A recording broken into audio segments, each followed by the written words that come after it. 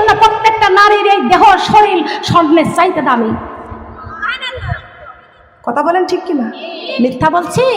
মিথ্যা বলছি? জান্নাতের মাটির দাম কত খেয়াল করতে হবে, লক্ষ্য করতে হবে। নারীর দাম এত বেশি, নারীর মূল্য এত বেশি। পুরুষ মানুষ ওরা তো লুঙ্গি পরে গেঞ্জি গায়ে যেমন করে আলগা গায়ে চলতে পারে, তোমার কেন? আল্লাহ তোমার জন্য, আমার জন্য, নারীর জন্য আল্লাহ কেন সূরা আহজাবের 33 নম্বর আয়াতে আল্লাহ নিজেই ঘোষণা করলেন, আকারিনা ফি বুয়ুতিকুন্না ওয়ালা তাবাররুনা জিনাতা বাররুজাল জাহিলিয়াতিল উলা। আল্লাহু আকবার। কেন আল্লাহ কোরআনে কারিমের মধ্যে শুধু নারীদের জন্য সতর্ক করে দিলেন? আল্লাহ নিজেই ঘোষণা করেছেন, ও দুনিয়ার নারীরা, তোমরা বিধর্মীর মেয়েদের মতো তোমাদের রূপসিহারা প্রদর্শন করে রাস্তায় রাস্তায় ঘুরিও না। খবরদার, তোমরা যখন বাহিরে যাইবা, তোমরা ঘরের পরিবেশটা নিয়ে বাহিরে যাইবা। তোমরা ব্যবসা করতে পারবে, তোমরা চাকরি করতে পারবে, তোমাদের পেট দিয়েছি আমি আল্লাহ, তবে তোমাদেরকে হালালভাবে চলতে হবে। কথা বলেন, কিভাবে চলতে হবে? আল্লাহ তাও কোরআনে কারিমের ঘোষণা করলেন, ইয়া আইয়ুহান নাসু কুলু মিম্মা ফিল আরদি হালালান তাইয়্যিবান ওয়া লা তাত্তাবিউ খুতুওয়াতিশ শাইতান ইন্নাহু লাকুম আদুউম মুবিন। আল্লাহু আকবার বলেন। কষ্ট লাগছে শোনারা? তাফসীর করলে কষ্ট হয়, কলিজা শীতল হয়ে যায়। বলেন সুবহানাল্লাহ। আল্লাহ কয় ইয়া আইয়ুহান নাস। নাস মানে কি? জবান খোলেন। ছাগল না গরু? নাস মানে ছাগল না গরু? আমরা মানুষ। ইয়া আইয়ুহান নাস, হে মানুষ, কুলু মিম্মা ফিল আরদি, আমি আল্লাহ ঘোষণা করেছি হালালান তাইয়্যিবান, আমার জমিনে চলবা, আমি পৃথিবীতে তোমাদের পাঠাইছি। হালালটা কামাই করবা, হালালটা খাইবা, হালাল মতো পোশাক পরবা। কেন? তোমাদের পোশাকের জন্য, তোমাদের খাবারের জন্য, তোমাদের জীবনটা চালানোর জন্য আমি তোমাদের সৃষ্টি করার 1000 বছর পূর্বে আমি আল্লাহ রাব্বুল আলামিন কোরআনটা নাজিল করেছি। রে বান্দা, ও বান্দা, তোমরা কেমন করে চলবে, কেমন খাবার খাবে, কেমন পোশাক পরবে, কেমনটা শুনবে, কেমন দেখা দেখবে, এই জন্য তোমাদের চলার জন্য, শান্তির জন্য আমি আল্লাহ তোমাদের কোরআন নাজিল করে তোমাদের কাছে পৌঁছাইয়া দিয়েছি। বলেন সুবহানাল্লাহ। আমার আল্লাহ এই কোরআনটা আসমানে রাখে নাই, জমিনে রাখে নাই, পাথরের মধ্যে রাখে নাই। আল্লাহ এই কোরআনটা এমন একটা জায়গায় রেখে দিয়েছেন, আমার আল্লাহ রাব্বুল আলামিন সেই জায়গার নামটা আল্লাহ কোরআনে কারিমের মধ্যে ঘোষণা করেছেন, আলা বিযিকিরিল্লাহি তাতমাইন্নুল কুলুব। আল্লাহু আকবার বলেন। সুন্দর একটা কল আল্লাহ রাব্বুল আলামিন ছাগলের দেয় নাই, এত সুন্দর কলব আল্লাহ ছাগলের দেয় নাই, এত সুন্দর কলব আল্লাহ হাঁস মুরগিকে দেয় নাই, এত সুন্দর কলব আল্লাহ গরুকে দেয় নাই, হাতিকে দেয় নাই, এত সুন্দর কলব আল্লাহ 18,000 মাখলুকাতকে সৃষ্টি করেছেন। আর 18,000 মাখলুকাতের মধ্যে মানুষকে আল্লাহ সৃষ্টির সেরা মানুষ বানাইছেন। আর মানুষের কলবের মধ্যে আল্লাহ সুন্দর জিকির দান করেছেন। বলেন সুবহানাল্লাহ। করব আপনাদের আমাদের জীবন বড় না কোরআন বড়? কথা বলেন, কি বড়? আমাদের জীবনটাকে বাঁচাইতে হলে আমাদের এই কোরআন দিয়ে জীবন তৈরি করার দরকার আছে কি না? কথা বলেন, আছে কি? এই জীবনটাকে আমাদের কোরআন দিয়ে চালাইতে হবে গো মা। যে জীবনে কোরআন নাই ওই জীবনের কোনো দাম আছে নাকি বলেন? আসমানকে, কোরআনকে প্রশ্ন করা হয়েছে, কোরআন তোমার বাড়ি কোথায়? কোরআন তোমার বাড়ি কোথায়? কোরআন কত সুন্দর করে বলে দিয়েছেন, বাল হুয়া কুরআনুম মাজিদুন ফি লাওহিম মাহফুজ। আল্লাহু আকবার বলেন। কোরআনের বাড়ি কোথায়? লৌহে মাহফুজে। কোরআন রে তুমি কবে এসেছ? কোরআন সুন্দর করে ঘোষণা করে দিয়েছেন, ইন্না আনজালনাহু ফি লাইলাতিল কদর। কোন রাতে? লাইলাতুল কদরে আমি কোরআন এসেছি। বলেন সুবহানাল্লাহ। এ কোরআন, এ দুনিয়াতে তুমি কাদের জন্য এসেছো বলবো? কাদের জন্য? খেয়াল করে শুনবেন, কোরআন ঘোষণা করেছেন, ওয়ানুনাযিলু মিনাল কুরআনি মা হুয়া শিফাউ ওয়া রাহমাতুল লিল মুমিনিন। কার কথা? আল্লাহর কথা এবং কোরআনের কথা। কোরআন বলেছে আমি কোরআন মুমিনদের জন্য রহমত স্বরূপ হয়ে এসেছি। কোরআন হলো দ্বিতীয় রহমত মুমিনদের জন্য। কথা বলেন সুবহানাল্লাহ। কোরআন হলো মুমিনদের জন্য শেফা। ও মা বোনেরা, এই কোরআন যার জীবনে থাকবে তার জীবন হয়ে যাবে ধন্য। কথা বলেন সুবহানাল্লাহ। ধন্য জীবন ধন্য আল্লাহ আল কোরআনের জন্য। ধন্য জীবন ধন্য আল্লাহ আল কোরআনের জন্য। কোরআন ছাড়া এই জীবনে, কোরআন ছাড়া এই জীবনে সব কিছু যায় অন্য। ধন্য জীবন আমার ধন্য আল্লাহ আল কোরআনের জন্য। ধন্য জীবন আমার ধন্য আল্লাহ আল কোরআনের জন্য। আল্লাহু আকবার বলেন। জীবনটা কিসের জন্য ধন্য? কথা বলেন কিসের জন্য? মা বোনরা খেয়াল করবেন, আমি একটা সঙ্গীত বলতেছি, এই সঙ্গীতের সাথে আমি দুইটা অন্তরা আমি বলবো, আপনাদের পরিচিত হবে। আর 3টা অন্তরা বলবো। এই 3টা অন্তরা আমার নিজের পক্ষ থেকে আমি লেখছি। আমি শুধু লেখি আর বলি, কিন্তু এই বলাটার মধ্যে তো কোনো ভুল পাই না। জনগণ তো শিক্ষা পায় জীবনটা কেমনে চালাইতে হবে বলবো। কথা বলেন বলবো। মুহাম্মাদের নাম জপেছি বুলবুলি তুই আগে। মুহাম্মাদের নাম জপেছিলি বুলবুলি তুই আগে। তাই কিরে তোর কণ্ঠের গান, তাই কিরে তোর কণ্ঠের গান এমনই মধুর লাগে ওরে, এমনই মধুর লাগে। ওরে গোলাপ নিরিবিলি তুই কি নবীর কদমে শুয়েছিলি। ওরে গোলাপ নিরিবিলি তুই কি নবীর কদমে শুয়েছিলি। তাই কিরে তোরে খুশবু হতে, তাই কিরে তোরে খুশবু হতে এমনই ঘিরান লাগে ওরে, এমনই ঘিরান লাগে। আমার অন্তরটা বলবে, একটু কান লাগান, খেয়াল করে শুনবেন।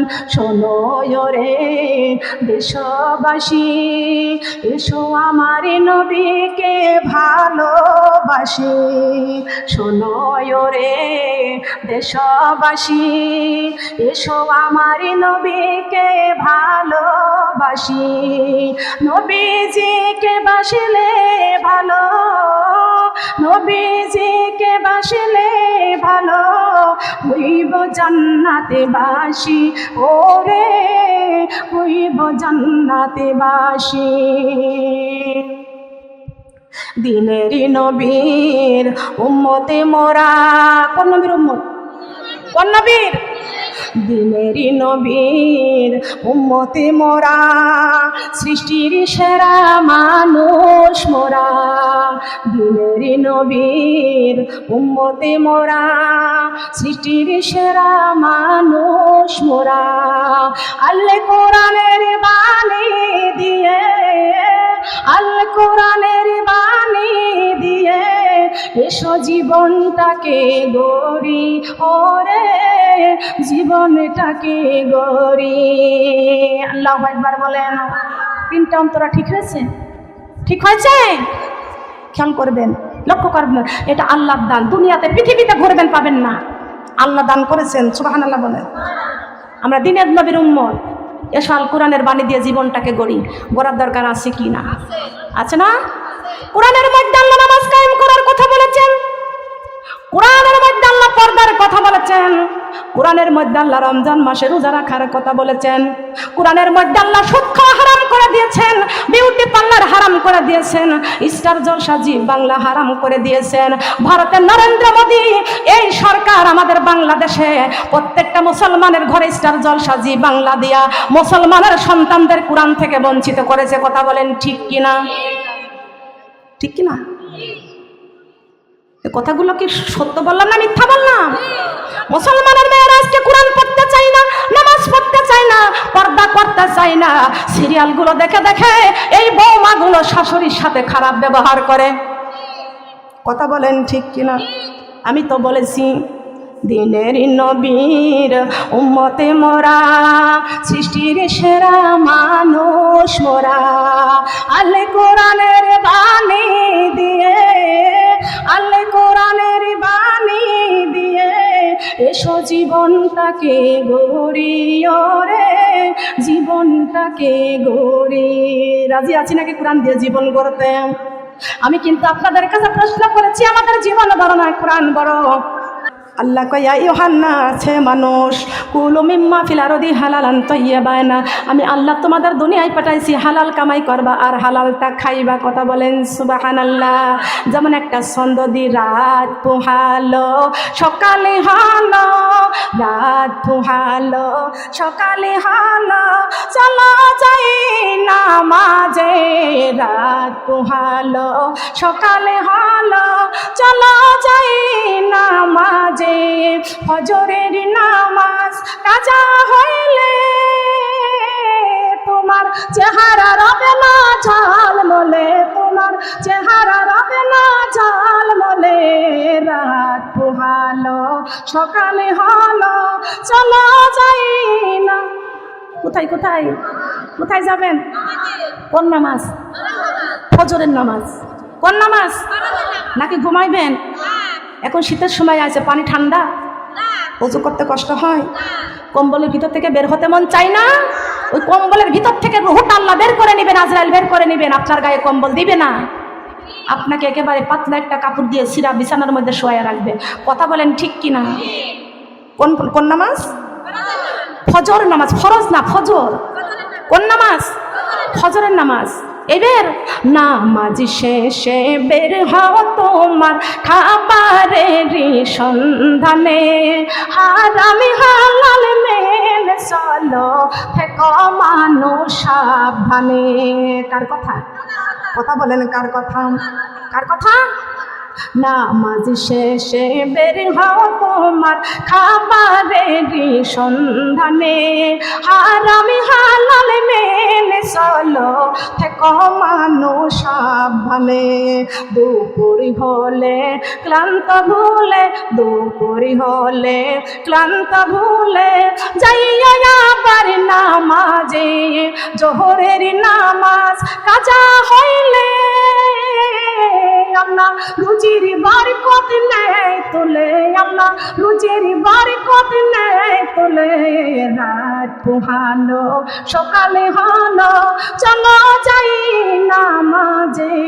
রাত পোহালো সকালে হলো, চলো যাই। কোথায়? রাজি আছেন? রাজি আছে? এখন ধানের বোতল লাগছে, তাই বলে কি ওই ধানের কাম ফেলা থেকে নামাজ পড়বেন? ধানের কাজ ফেলে দিয়ে নামাজ পড়বেন?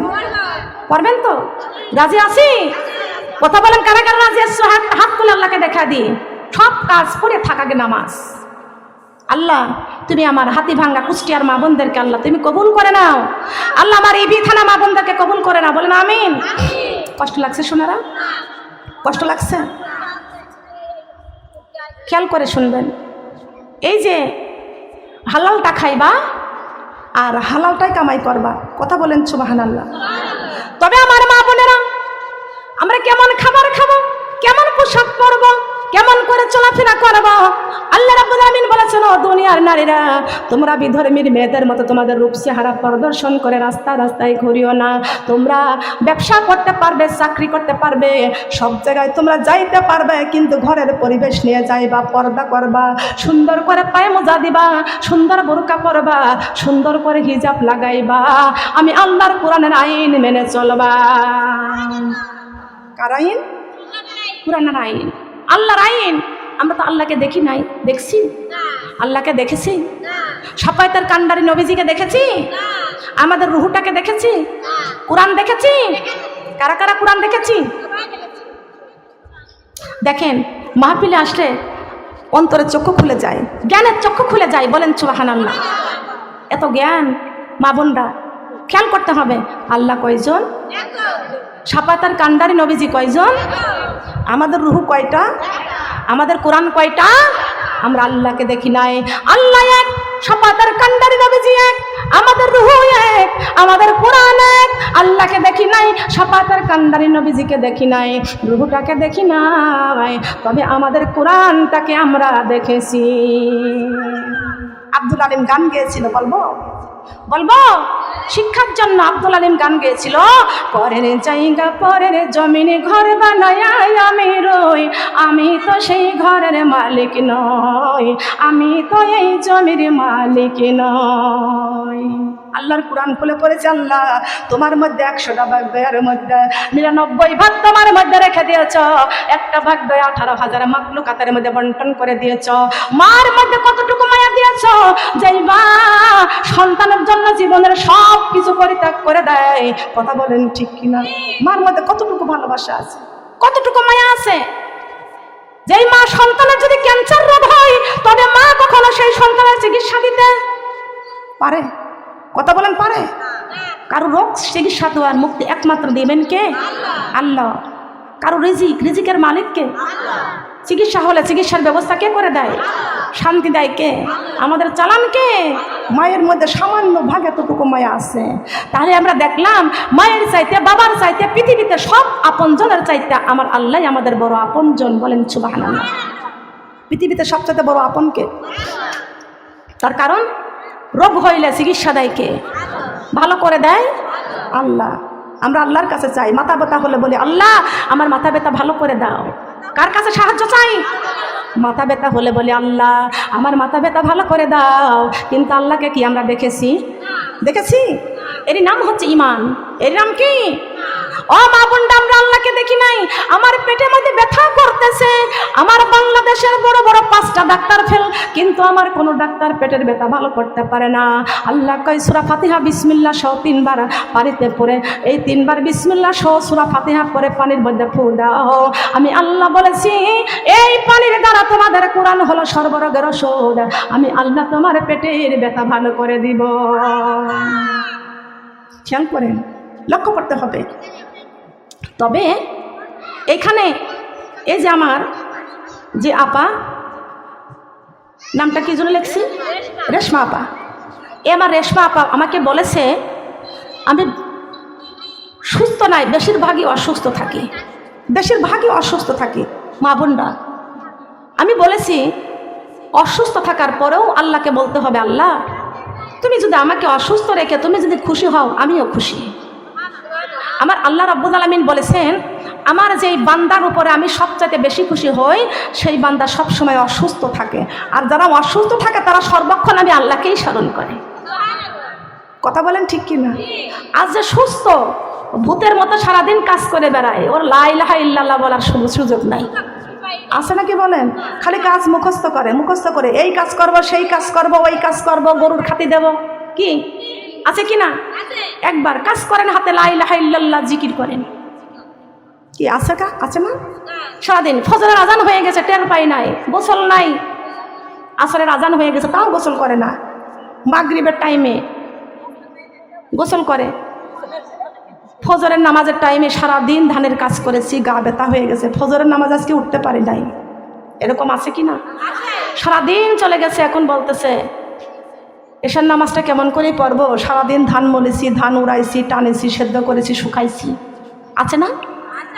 এই কাজগুলো করার পরে এবার এশার নামাজের টাইম, স্বামী সন্তানকে সবাইকে খাওয়ায়া এদের দায়িত্ব পালন করে দিয়ে এবার বিছানায় যায়, কয় আল্লাহ এশার নামাজটা তো পড়তে পারলাম না, তুমি মাফ করে দিও। সস্তা সস্তা। সারাদিন কার গোলামি করলেন?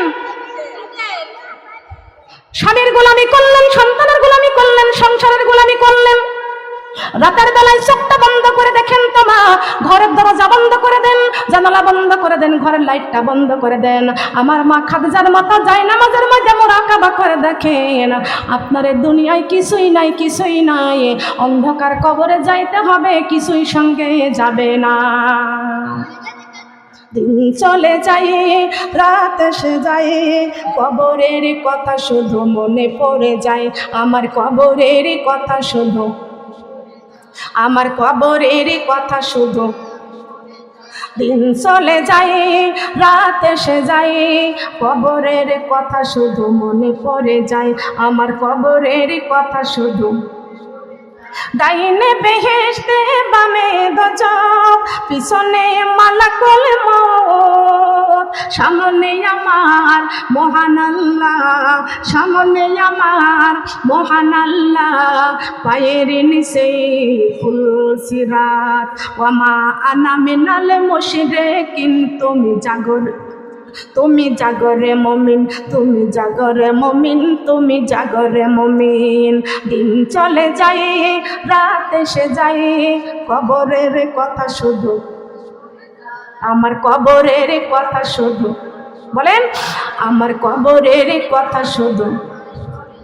ফজর জোহর আসর মাগরিব এশা, পাঁচ ওয়াক্ত নামাজে আল্লাহর সাথে প্রেম ভালোবাসা।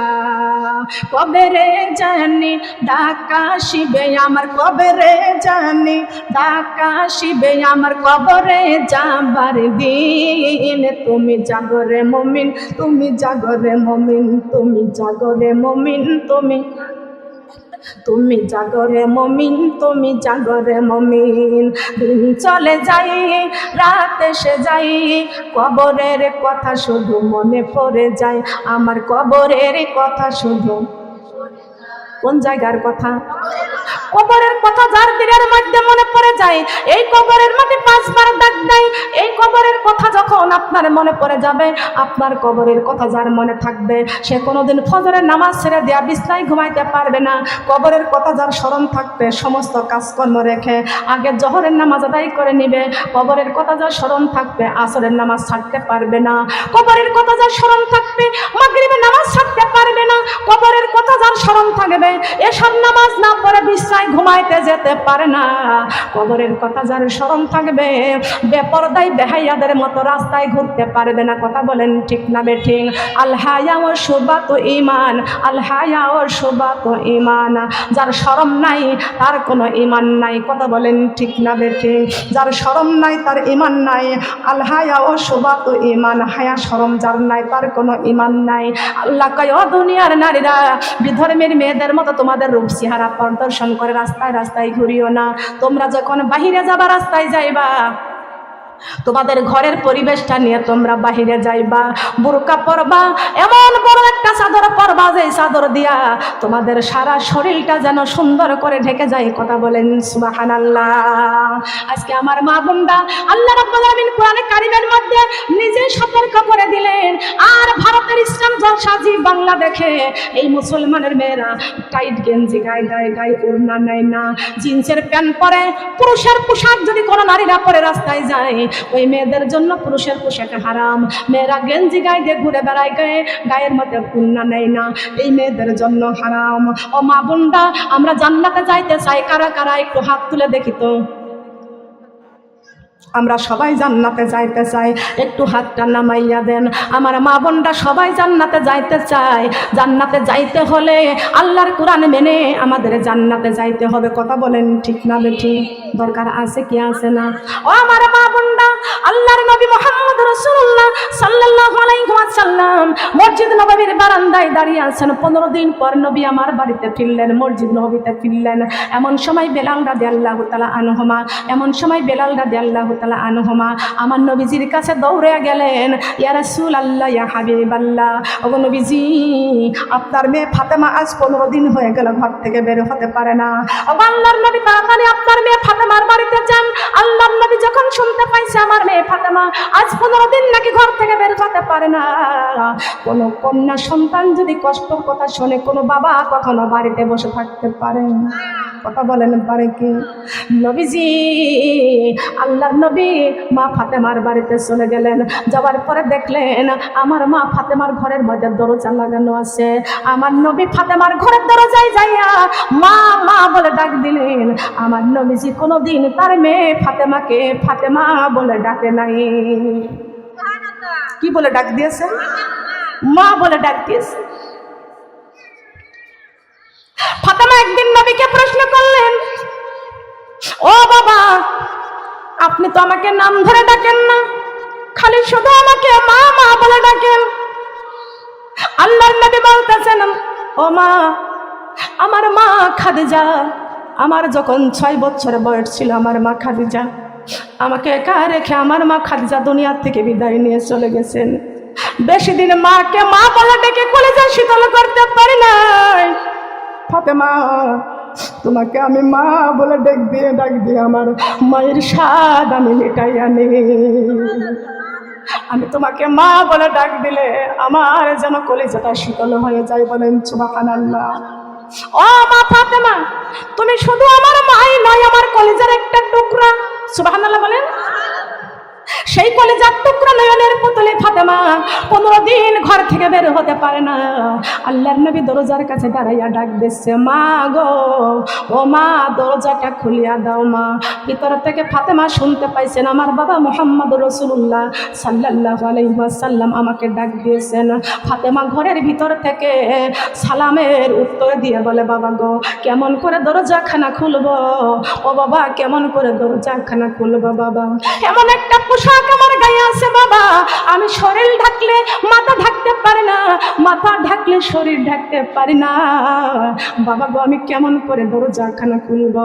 আল্লাহর নবী বুঝতে পারছে আমার মা ফাতেমার মাথায় কোনো ওড়না নাই, মাথায় কাপড় দিতে পারে না। আল্লাহর নবী মাথার পাগড়িখানা খুললেন। বিশ্ব নবীর মাথার পাগড়িখানা খুললেন। আমার নবী দুনিয়ার কোনো সাধারণ এমপি নয়, আমার নবী দুনিয়ার কোনো সাধারণ মন্ত্রী নয়, আমার নবী দুনিয়ার কোনো সাধারণ চেয়ারম্যান নয়, আমার নবী দুজাহানের বাদশা, দুজাহানের বাদশা নবী আমার মাথার পাগড়িখানা খুলে মা ফাতেমাকে ডাক দিয়ে কয়, ও মা, মা গো, দরজার উপর থেকে হাতটা বাড়াইয়া দাও মা। আমার মা ফাতেমা দরজার উপরে থেকে হাত বাড়াইয়া দিলেন। আল্লাহর নবী মাথার পাগড়িখানা ফাতেমার হাতে দিলেন। ফাতেমা পাগড়িখানা দেখে বললেন, বাবা গো, এটা তো মনে করেছি দুনিয়ার কোনো মার্কেট থেকে আপনি মার্কেট করেছেন। ও বাবা, এটা তো দুনিয়ার কোনো মার্কেট থেকে আনেন নাই, দুজাহানের বাদশা নবীর মাথার পাগড়ি বাবা, আপনার মাথার পাগড়িখানা আমাকে দিয়েছেন, এই মাথার পাগড়িখানা দিয়ে আমি কি করব? আল্লাহর নবী ডাক দিয়ে কয়, মা গো, তোমার বাবার মাথার পাগড়িখানা দিয়া তোমার মাথার ওড়না বানাইয়া দরজাটা খোলো। বাবার মাথার পাগড়ি দিয়ে ফাতেমা মাথায় দিয়ে তারপরে দরজাখানা খুলছে। আপনি জান্নাতে যাইতে চাইছেন? সারা পৃথিবীর মানুষ আপনার চুলের চেহারা দেখতেছে, কথা বলেন ঠিক কিনা? একদিন আমার খাদিজাতুল কুবরা রাদিয়াল্লাহু তাআলা আনহা আল্লাহর নবীর কাছে প্রশ্ন করতেছেন। মা বোনরা ভালো করে হাদিসগুলো শুনে রাখবেন, মুখস্থ রাখবেন। আল্লাহর নবীর কাছে বলতেছেন, হে আল্লাহর নবী, আমাকে আল্লাহ কি ঘোষণা দিয়েছেন? নবী বলতেছেন, তোমাকে আল্লাহ জান্নাতি ঘোষণা করেছেন। সুবহানাল্লাহ বলেন। খাদিজা, আমার আল্লাহ তোমাকে জান্নাতি ঘোষণা করেছেন। মা খাদিজাতুল কুবরা রাদিয়াল্লাহু তাআলা আনহা বলতেছেন, আমাকে জান্নাতি ঘোষণা করেছেন, তাহলে আমার মা ফাতেমাকে কি বলেছে? আমার মা ফাতেমাকে কি ঘোষণা দিয়েছেন? সঙ্গে সঙ্গে আমার নবী বলতেছেন, তোমাকে আল্লাহ জান্নাতি ঘোষণা দিয়েছেন, আর তোমার মেয়ে ফাতেমাকে জান্নাতের সরদারিনী ঘোষণা করেছেন। মা খাদিজাতুল কুবরা রাদিয়াল্লাহু তাআলা আনহা বলতেছেন, আমি জান্নাতি আর আমার মেয়ে ফাতেমা জান্নাতের সরদারিনী। মা খাদিজা দাঁড়িয়ে গেছেন। কেমন করে?